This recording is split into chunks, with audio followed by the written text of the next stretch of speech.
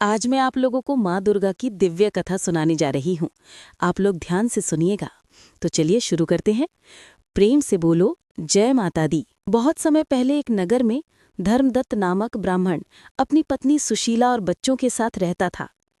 ब्राह्मण बहुत ही धार्मिक था और प्रतिदिन वेद पाठ और पूजा करता। उसकी पत्नी भी माता दुर्गा की परम उपासक थी। वो हर नवरात्रि में व्रत रखती और दुर्गा सप्तशती का पाठ करती। धीरे धीरे नगर में भयंकर अकाल पड़ा। वर्षा नहीं हुई, अन्न का दाना सूख गया। लोग भूख प्यास से मरने लगे। धर्मदत्त और उसका परिवार भी भूख से पीड़ित हो गया। बहुत से नगरवासी नगर छोड़कर भाग गए। उस समय सुशीला ने अपने पति से कहा, स्वामी, संकट कितना भी क्यों न हो, पर हमें माँ दुर्गा का व्रत और भक्ति नहीं छोड़नी चाहिए। माता दुर्गा तो स्वयं शक्ति और पालन करने वाली हैं। यदि हम श्रद्धा से व्रत करेंगे तो माता हमें संकट से बचाएंगी।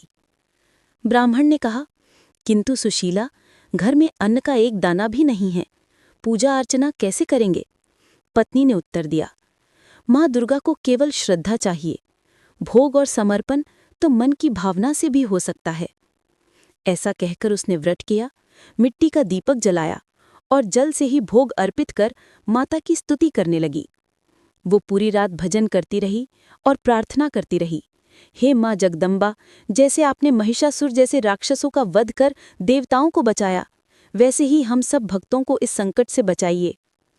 रात्रि में जब दोनों सोए तो धर्मदत्त ने स्वप्न में देखा कि माँ दुर्गा अपने सिंह पर आरूढ़ होकर प्रकट हुई।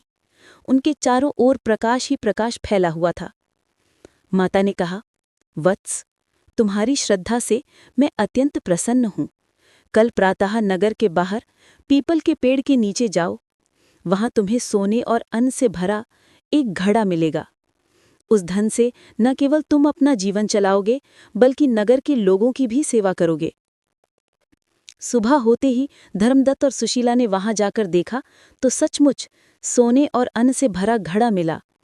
उन्होंने सबसे पहले भूखों को भोजन कराया, फिर नगर में गरीबों और दुखियों की सहायता की। धीरे धीरे नगर का अकाल भी समाप्त हो गया। वर्षा हुई, खेत हरे भरे हो गए और नगरवासी सुखी हो गए।